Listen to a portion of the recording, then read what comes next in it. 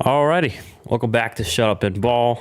I am Aaron, and of course, as usual, accompanied by Mr. John Harris. We are here to make our Week 18 picks, final week of the regular season. We only have after this the playoffs, so it's about as a Packer fan, as two teams. I feel like two guys that both our teams in the playoffs. Well, for me, I'm already locked in, so I really can't wait. So I'll be chilling this weekend, but everyone else in the league is either bound for playoff spots or pride for this point. Apparently, the Packers are still playing the starters, so maybe we're playing for pride too. Nonetheless, let's get right into the picks against the spread here. Once again, if you don't know how spread works, basically the favorite has to win by more than the spread, or otherwise, technically the underdog covers. So I'm update the rankings or the standings coming in. Pittsburgh, man. Pittsburgh saved John saved me from getting a game on John. We both end up 6-10. Thank you, Cleveland, for crapping the bed. So, anyways, overall record going into Week 18, John's 122 and 134, and I am 120 and 136. So, still 2 games behind John and the picks against the spreads. And we're in a tight race of our own as well. So we're going to go to the picks.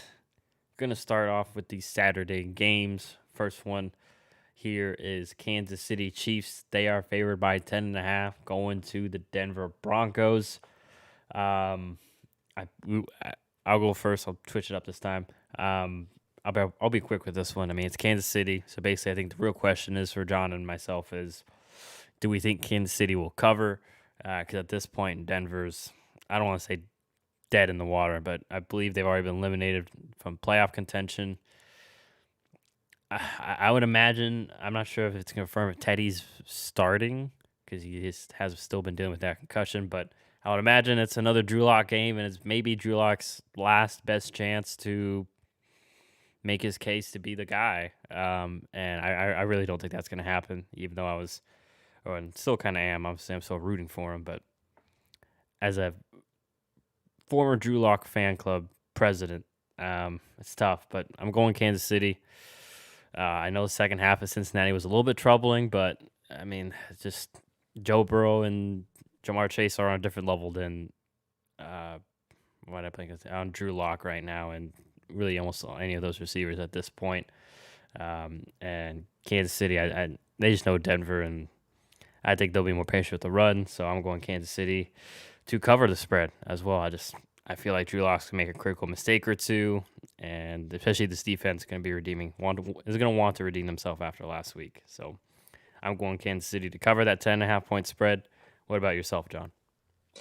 Yeah, I mean, before I get into any of the picks, this week is just so weird because it's so strange that this is like the only week of the year that you really have to gauge like everybody's motivations so heavily. Like, does the losing team do they really care that much? Like, do they just want to get the game over with? Like, are the young players trying to prove themselves? Like, who's fighting for playoff spots? Who's fighting for seeding? All that. It's such a weird week that I'm making picks in this week that I don't feel like I would normally make. But anyway, I'm taking the Chiefs. I mean, the fact that this is the first game of the week, they're still alive for the first seed. So I don't feel like there's any reason for Kansas City to take their foot off the gas in this one. Obviously, if they get up big time, then I could see them pulling their starters in the second half. But I don't know. I agree with you. I don't really have a whole lot of faith in Denver, even in Denver, Kansas City, with the added motivation of trying to secure that bye week. I think they're going to go all out. So yeah, taking the Chiefs as well. All right, so that one done and out. Now we go to the other Saturday game. Your Dallas Cowboys, they are favored by 6.5 going to the Philadelphia Eagles. I'll throw it to you first, John. Who do you have here? I'm going to go with Philly. I'm not entirely sure how motivated Dallas will be. Yes, they are still in contention for the second through fourth seed. Right now, they're sitting at fourth. And so the problem is that they don't control their own destiny. Even if they win, nothing is guaranteed. They need teams to lose ahead of them. In fact, they would need the Falcons, sorry, not the Falcons, the Cardinals, Rams, and Buccaneers to all lose if they want the second seed. A combo of those teams if they want the third. So I just don't know if the motivation is fully there outside of like just trying to get it right and look good and take some momentum into the playoffs. But Micah Parsons is on the COVID list. Tyron Smith's on the COVID list. Anthony Brown's on the COVID list. Wouldn't be shocked if there's more that get added between now and then. So we'll see how many players they actually have ready to play. And then at the same time, I think all it takes is one scary hit, and all of a sudden, hey, let's just pull these guys. We're in the playoffs. It's fine. So I don't know how much motivation there is for Dallas in this game. And for the Eagles, I think they're looking good. And the last time they played the Cowboys, they ran the ball like 5 times. Now they run the ball like 30 plus times a game. So it could be a totally different game plan. I think they keep it close at the very least, but I wouldn't be shocked if the Eagles won this either. So go with Philly. Yeah, this is one of those games that you mentioned. It's tricky because I'm also afraid of like these teams could play each other very next week in the wild card, depending on how things shake up. So I'm not sure. Like, is that a thing that both sides take into account? And it's just a very simplistic game. It's tough to gauge even that too. But I'm going with Philly for now. Or regardless, I think, like you mentioned, they're going to lean more on the run game. That's more their identity right now, especially without Micah Parsons, like you mentioned. I think that your defensive front seven could get overpowered. Doesn't really matter the running back. I mean, there's a really good Philly O-line. And I think that, especially after the first meeting, maybe take a few chances in the passing game. Jalen Hurts has been pretty good there the past few weeks. And on the flip side, we saw against Arizona a bit. Dallas's offense, especially, no Tyron Smith this week as well. Like, just been inconsistent. Especially last few weeks, we saw. I know they made a kind of a comeback against the Cardinals, but for the first 2-3 quarters, it was really tough sledding, whether it was running or passing the ball. The only maybe caveat is if Dallas can take advantage of Philly secondary. But I just haven't seen your pass game outside of the Washington game. But that's kind of I feel like a blip in the radar just because of everything was working for y'all that night.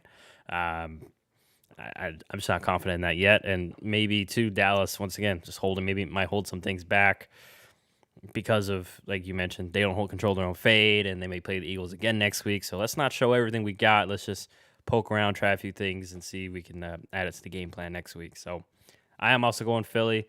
Even if Dallas pulls off to win, I still think it's going to be a close game. So that's why I went Philly.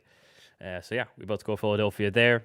Those are the Saturday games. Now we go to the rest of the games, which are all on Sunday.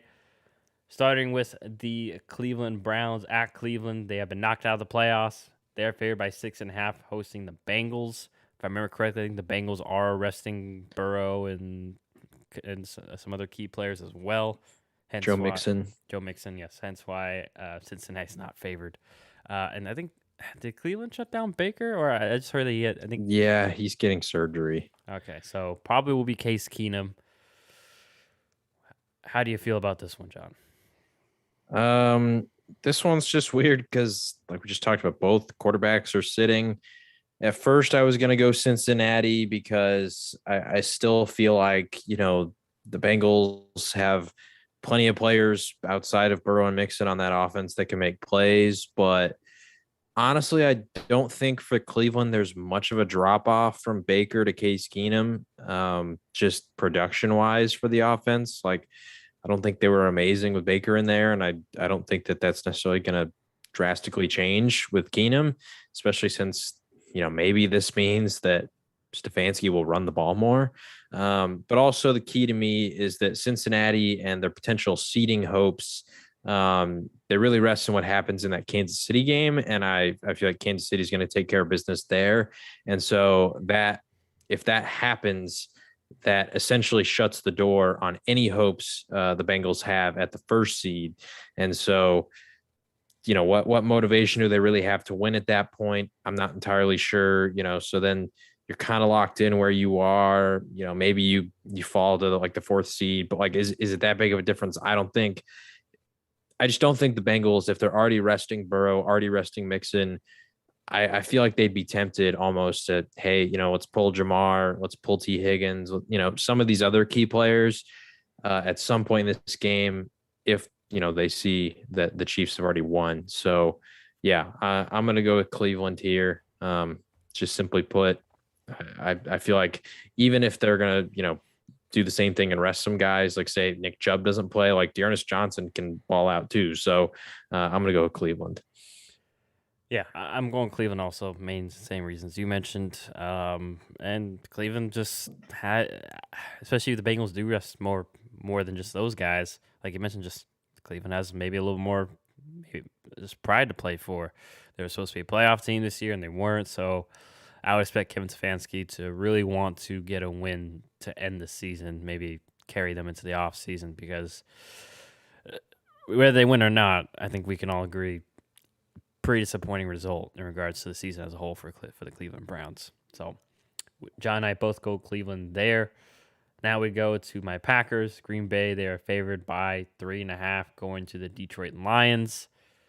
Apparently, we're playing our starters. So, John, how do you feel about this one? This is another one that's weird because Green Bay is locked in, so wouldn't be shocked at some point if they pull their starters. But also, like, we're still unsure on if Jared Goff's going to play, so it could be Tim Boyle, and Detroit's just not a great team. And I mean, if Jordan Love gets in there, like, I feel like he has like individual motivation to want to perform well. So I'm going to take the Packers. That being said, out of every game this week, I would not bet any money on this game because Green Bay, like I said, is the only team that is fully locked in to the playoff seed at number one. And so they could pull like everybody that's important, like after the first series. We don't know. But at the same time, maybe they play long. There's just real no indication of how long those guys are going to play. So, I'm taking Green Bay just because I think the Packers backups could still, make some noise against the Detroit starters or backups, depending on who's available. But I don't feel confident about any pick in this game. Yeah, I'm actually going with Detroit. I just get a very strong feeling that, like you mentioned, I'm pretty sure we won't see the starters after the first quarter, regardless of score. It's just no point of risking them at all. Like we mentioned, just we've already locked up the one seed. I understand. Still want to get them out there, get used to football. Get some, live action before they have an extra week of rest. But I'm going Detroit too because Detroit's been, especially on offense, found more ways to move the ball than last time. More on St. Bounds been obviously a revelation the past few weeks. And they kind of sort of found their strengths and weaknesses. They're going to lean on their offensive line, run the ball, and do play action off that. Once again, I'm not sure how long the starters on defense will play, and we're already kind of thin in that D line. And Kenny Clark is pretty good in the run game. And if he's not playing, then I just think Detroit will have success there. Nonetheless, 3.5. I think it'll be a close game because Dan Campbell's going to want, especially this being at Detroit, he's going to want to end the season on a good note. I know people say, "Oh, well, you're taking," but they don't have. I don't think they have a chance for the one seed, if I'm correct, because of that tie. Because they've won 3 games. I think so. Nonetheless, I think Detroit's going to want to fight this one. It's a division rival. There's some, once again, pride on the line here. So I'm going Detroit to keep it close. Wouldn't be shocked if they somehow win, but I'm not entirely confident in that. So this is one of those where I'm glad that we have the spread here because otherwise, if it was a pick 'em, I have no clue. So going Detroit, John going Green Bay. First difference of the week there. But now keeping it in the NFC North, we go to Minnesota where the Vikings are favored by 3.5, hosting the Chicago Bears. I'm going to double check the status. Is Kirk Cousins already ruled out? I know he had COVID and he's like technically unvaccinated, but they did change the rules. So I'll look that up. I don't know. I assume he's going to play, but I don't know for any fact. Gotcha. I'll try to double check that real fast. But John, how do you feel about this other NFC North matchup that's quote unquote meaningless since it has no playoff implications? I'm going to go with Chicago here. I just feel like if you're Matt Nagy, you have it in the back of your mind that this is very likely your last game. So screw it, go out on a bang. Same with Justin Fields. Like, you have motivation, you're a rookie quarterback. You you want to ball out, you want to play well. It's your final game of the year, final piece of, opportunity to put something on tape. So I don't know. I just feel like the Vikings kind of done. What are we going to get out of them? Who knows if Kirk's even going to play? Like, So he I think is. He's already okay, yesterday. He was off the list, and Mike Zimmer's already said that he will start. okay. So I mean, he's playing, but regardless, I don't know. I just feel like the Vikings, they're a veteran team. They might just be disheartened by the fact that they've missed the playoffs. That it's the season's basically over. I think they'll still try, but I don't know. I'm going with the young team and taking the underdog here just because both teams are eliminated. At least maybe Matt Nagy is coaching to try and get a win on his last game. I'm going Minnesota. I could because actually I think this could be Mike Zimmer's last game, and maybe Mike Zimmer or could decide his fate. And regardless, I think he's going to want to go out with the bang, and especially with Kirk Cousins, I think the offense will be better. I just still don't have trust in Matt Nagy. I mean, if he hasn't been creative up to this point, what more? How much more creativity is going to add to that offense? I don't think there's much left like there in the tank for him in terms of new ways to just at least regards to him because he just hasn't shown that much complexity on offense. I know the Vikings aren't as complex as we've mentioned, but more talented still, even though that they will be missing Adam Thielen. They'll still have Dalvin Cook, Justin Jefferson, Osborne's been better. So yeah, I just think Minnesota's the better, more talented team right now, and maybe too. I would assume maybe some of these players are going to be playing for Mike Zimmer. I know the fans kind of want him out at this point, but it seems like Mike Zimmer's maybe not the most players coach, but I've never heard bad things about Mike Zimmer as a coach. So I was assuming maybe some of these guys want to, put on a good performance, whether it is his last game or to save his job. So I'm going Minnesota to cover. John's going Chicago. Second difference of the week, and both in regards to the NFC North. So we'll see if my division can help me out there. But now we go to John's division, where the Washington football team is favored by 6.5, going to the New York Giants. Once again, no real playoff implications, just pride here. How do you feel about this one? I'm going to go with Washington. Crazily enough, over this past week, all of a sudden the rumors have started circulating that maybe this is the end for Joe Judge. It had been reported earlier, about a month ago that no, they were going to bring him back for next year, but now there's murmurs of maybe he's out. I don't know. I feel like maybe like things are just it's turmoil. Stuff is starting to happen there. Opinions are being swayed by recent, performances and the media and all this kind of stuff. And there's just so many distractions going on in New York to where Washington, yeah, they have a lot, but like that's what they've been dealing with all season with all the different stuff and the name change and the owner things and just everything that's been going on. So I'm gonna take Washington here. I just even in the last week, I feel zero confidence picking in the Giants. Yeah, I'm right with you. Just no confidence in this offense with Mike Glennon or Jake Fromm. It's just, I don't want to say pathetic, but it's in there. That's about the word range that I would use for that, for the Giants offense. And then Washington, I know they got beat down by Dallas a couple weeks ago, but, strong showing against Philly, even though they lost. And once again, Ron Rivera, I expect him to really. I know Joe Judge is trying to, but I just think that Washington's a more talented team right now, and at least their offense is a little bit more consistent and reliable as opposed to the Giants at this point. So I too am going Washington to cover. Now we go to Indianapolis or to Jacksonville, sorry, where the Indianapolis Colts will be there as well, and they are favored by 15.5, playing the Jaguars. Colts, I think they win, they're in basically, so they somewhat control their own fate in regards to their playoff hopes. Do we think so? Basically, we both feel like I'm sure that Indianapolis will win. Question is, do we think they can cover? John, what do you feel, or what do you think? I'm gonna take a risky play here, and I'm gonna go with Jacksonville to cover. My logic is that the Colts, they just want to win, and so I think that means they're just gonna run the ball. They're not gonna let Carson Wentz put any potential turnover where he plays out there. And if they get, 10, 14-point lead, they are comfortable with just running the ball the rest of the game and punting and playing field position and really wasting clock and stretching it out. So I'm going to go the Jacksonville Jaguars here. I don't feel confident in it because all it takes is a couple, huge Jonathan Taylor runs to even allow that strategy to have them cover.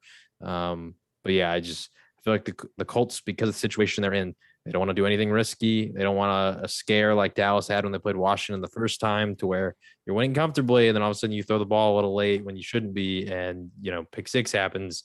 I don't think they want anything like that. So I'm going to say the Jags cover, but I think they'll still definitely lose. Going Indy.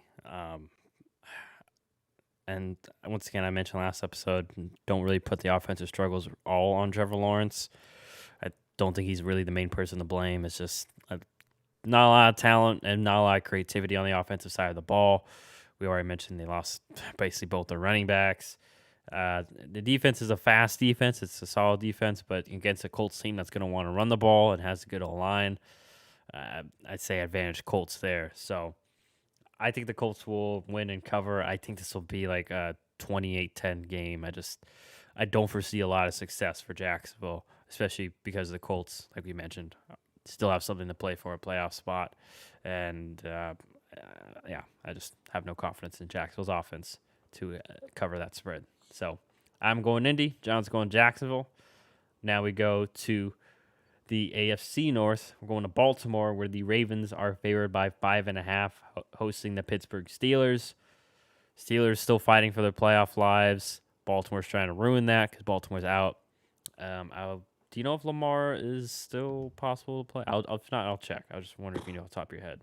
I don't. I would assume not, just because it's the last week of the year. Like, let's not risk his long-term health, but I don't know that for a fact.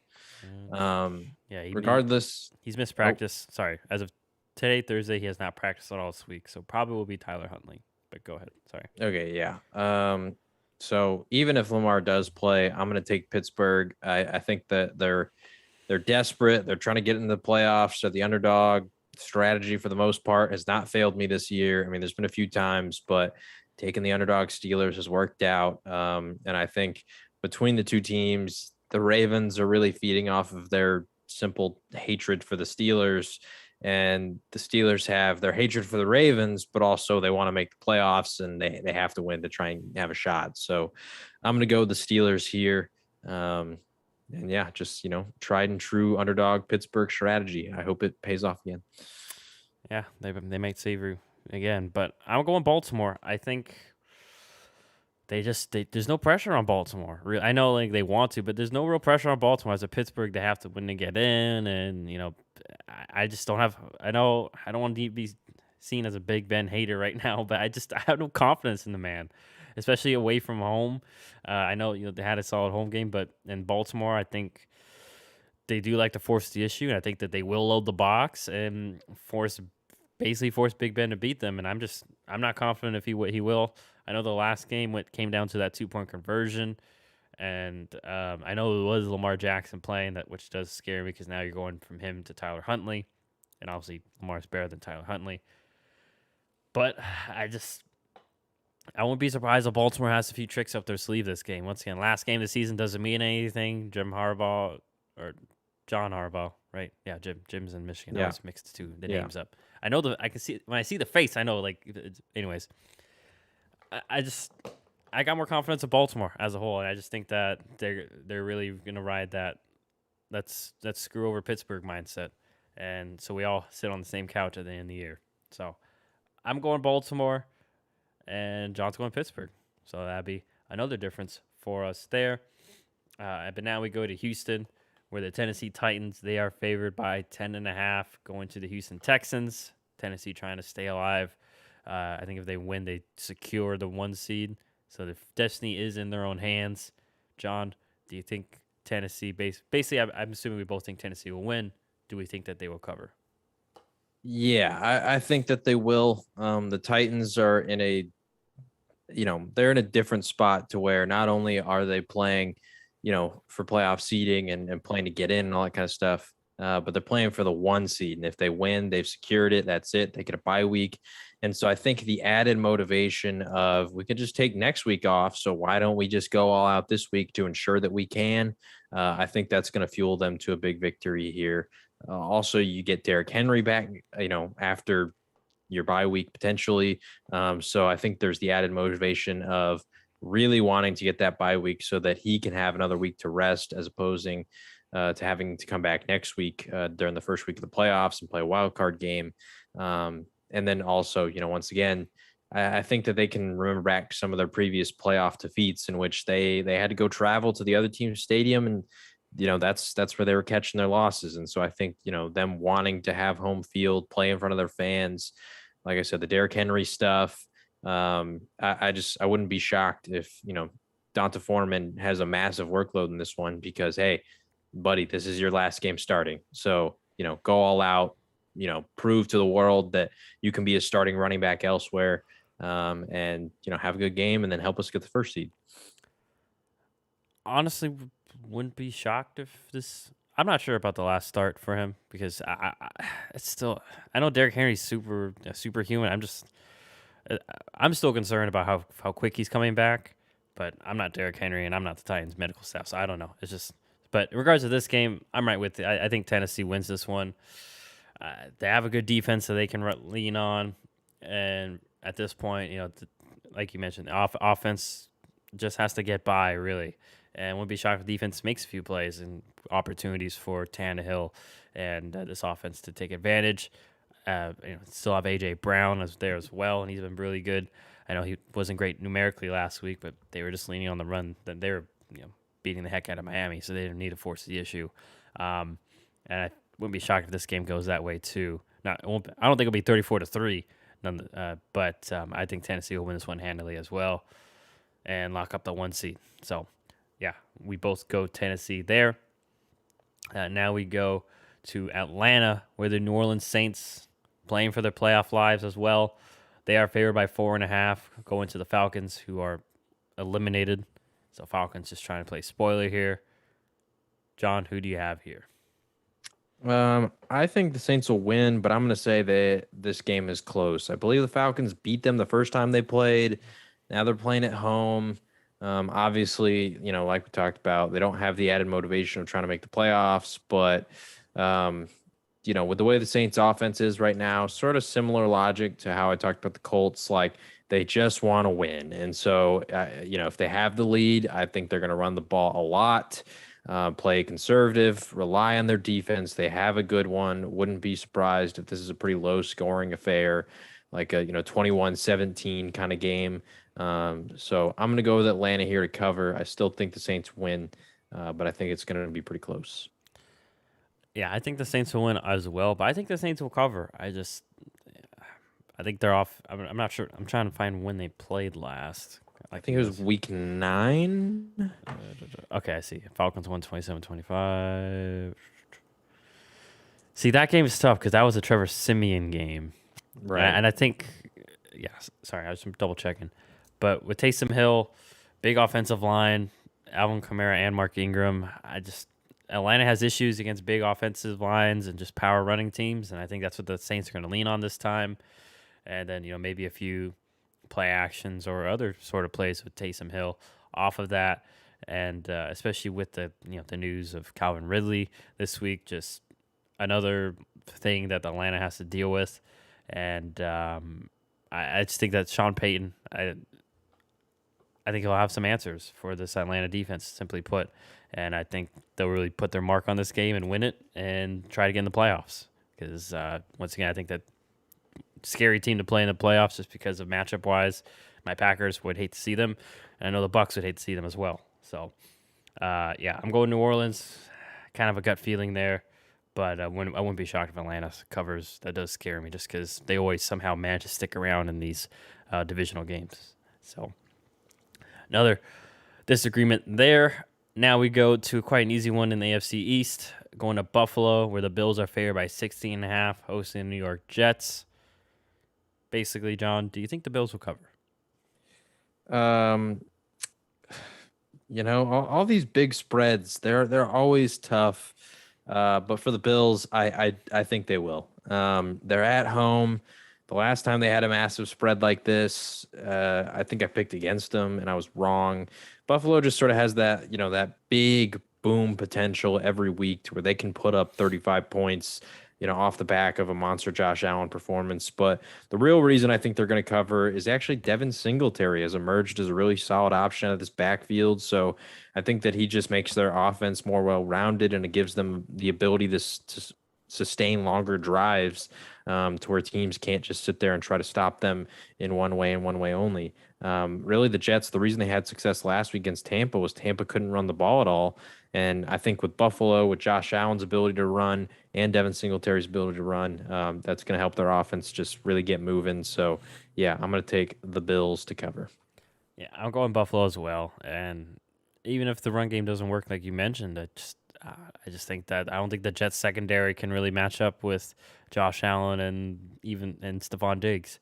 And on the flip side, uh, Jets offense we know not very talented. I know they hung tough with the Bucks last week, but Bucks don't have a great secondary.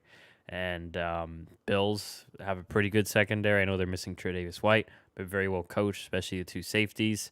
And I don't think they're gonna be really too worried about the run game gashing them, so they'll be able to do a lot of creative things off of in terms of pass coverage and such like that. So I'm going Buffalo also. That was an easy one.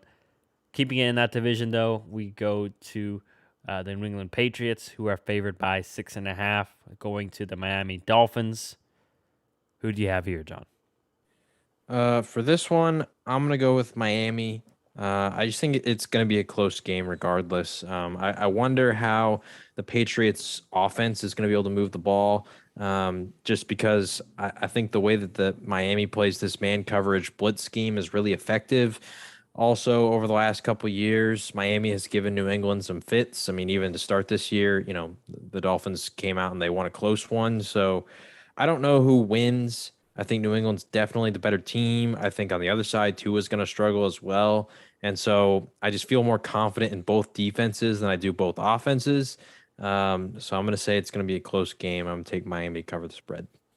Well, I'm going New England. I think, especially after week one, that was Mac Jones's first NFL game. He still was getting used to the offense. Now he's definitely more comfortable in it. And I think we saw last week Mike Vrabel had some answers for the man blitz for Miami, and he also a disciple of Bill Belichick. So I'm assuming I would assume Bill's gonna look at that and just feed off that. And then also, I'm just not confident that this Miami team can successfully move the ball consistently against New England. While on the other side, if I had to bet between the two offenses, I would say New England would be the more successful offense this week. I could easily be wrong, but they have somewhat of a run. They have a solid run game. I know their pass game isn't totally dynamic, but they make just enough plays to make you respect them. So yeah, I'm going to New England. Once again, this is a game where I don't think that Tua is going to be able to make many game-changing plays because he doesn't. But Miami's going to need it because this is a very good defense in New England, and I mean, they're probably going to know most of these concepts because, once again, Brian Flores, Bill Belichick disciple. So, another difference there between the both of us. And now we go to Tampa Bay, where the Bucs are at home, favored by 7.5, hosting the Carolina Panthers. Officially no Antonio Brown, right? They officially cut him today. Yep. So don't need to worry about that. But who do you think is going to cover, or what do you have here spread wise? I would really love for Carolina to upset them, get a win here. It helps the Cowboys when it comes to, potentially getting a different seed. Also, it'd be great to see Tampa lose and, get a lower seed. But I don't know. I don't have a lot of faith in the Carolina offense to be able to move the ball. The run game is pretty non-existent. You got Darnold at quarterback. The pass game is pretty non-existent. I saw a stat today that DJ Moore leads the league in targets that were missed due to QB error. So they have talent, but they just can't deliver the ball. So yeah, I don't know where we're going to see any offense out of Carolina to where Tampa. I mean, sure, like you could ask the same question because no Antonio Brown, no Chris Godwin. I have no idea on the status of Leonard Fournette. I don't know about Mike Evans. There's a lot of stuff that's going wrong over there, but as long as they still have Tom Brady, I definitely believe in his ability to put up more points than Sam Darnold. So going with Tampa. Yeah, simply put, I just don't believe, like you mentioned, I'm going to keep it short. I don't believe in the Carolina quarterback, whoever it is, can take advantage of the Sport Buck secondary. I mean, that stat you mentioned really says it all. And on the flip side, yeah, I think although Carolina's defense is really good and they could make this game interesting, I on the flip side, I'm not sure if their quarterback could do some dumb stuff and to kind of screw over the defense and give the other team free points or better opportunities, and the defense can't do much off that. Plus, Bucks pretty big offensive line. Panthers right now more of a speed front, so I think that Tampa's definitely gonna be leaning more on the run game, especially since maybe because they're missing receivers. Obviously, we don't have Antonio Brown, or if that's still resolving itself, but Mike Evans is still kind of banged up too. I know he'll be active, but he was dealing with an injury going into last game. So especially, yeah. So I think the Bucks will lean on the run game and beat the Panthers and just let the Panthers make mistakes. So now we go to the LA Rams. Couple games here that you'll definitely be keeping an eye on as a Cowboys fan. LA Rams are at home. They are favored by 4.5 against the San Francisco 49ers. Who do you have here, John? I'm going to go with San Fran. Once again, don't know if they win, but out of all the games this week for potential upset, this is one that I would really be looking at that I think could definitely happen. The Niners, once again, another team that is playing for their playoff lives, and typically they've had just simply put the Rams number over the last couple of years. Like ever since Shanahan and McVay have both been the coaches, Shanahan has pretty much dominated this matchup. I even remember last year, like the success they had against Aaron Donald specifically was pretty insane with their offensive line and just the success they were able to have, stopping him, scheming for him, avoiding him, just everything that they do. So I'm going to take the Niners here. I think they at least cover and keep it close. But like I said, I would not be shocked if they won this game, especially if Matthew Stafford plays like he has the last couple months, where he can have some of these games where he's throwing multiple picks. If that happens, I think the Niners win here. Do you know who the quarterback's going to be in this one for San Francisco? Probably Trey Lance. I'll double check status of Jimmy G right now. Regardless, I'm taking the Niners, but I mean, with Lance, there's even a bigger potential of an upset, but also a bigger potential of a loss. Like it's kind of boom or bust with him. But so I'm still going with Niners. Jimmy Garoppolo was limited as of today, Thursday. But he did say earlier in the week he didn't feel so hot after throwing the ball, I guess for the first time in a couple of weeks. So I'm going to assume it's Trey Lance. He played solid last week, and your playoff lives are on the line. Like you can't put your hands you can't put your fate into the hands of someone who's potentially injured, not 100%. And really, like we mentioned, Jimmy G wasn't playing great even before the injury. But yeah, I'm going San Francisco as well. Kind of like the Eagles game I mentioned. I just don't see, even if San Francisco loses, I don't see them losing big. I think the run game will keep them in it, kind of slow down keep the Rams offense off the field to expose their secondary. That does scare me though. But yeah, like you mentioned, I'm not confident that Matthew Stafford right now won't make a mistake or two that keeps San Francisco in the game or even cost the Rams the game at this point. And it sucks because I really do respect and like Matthew Stafford, but he just kind of like Josh Allen. People would criticize Josh Allen. He would just have one or two moments where he would just force some things, and he doesn't need to do that. So, yeah, I'm going with the San Francisco 49ers as well. But once again, like I said, I hope their secondary can hold up because that is the one thing that does scare me. Because, we know that their corners are not that great over there in San Fran. So, there we go. And now we go to the last afternoon/day game for Sunday, where the Arizona Cardinals, they are at home, favored by 6.5, hosting the Seattle Seahawks. Do you think Seattle in the game can cover and or upset the Falcons here? Or the Cardinals here? Sorry, wrong bird. Maybe this is just wishful thinking from me, but I think they can. Wishful because, like I said, if Tampa and San Fran. Sorry, if Tampa loses and the Rams and the Cardinals lose, then Dallas can move up to the second seed. Um, but I don't know. I just Seattle is really interesting because there's been all the talk about Russell Wilson wanting to leave, but he actually came out today and said that he doesn't want to leave. He specifically said, "No, I want to stay in Seattle." He did add specifically to that comment that there is a reason he has a no trade clause in his contract, and he said it's because he doesn't want the organization to be able to just trade him anywhere if that's what they want.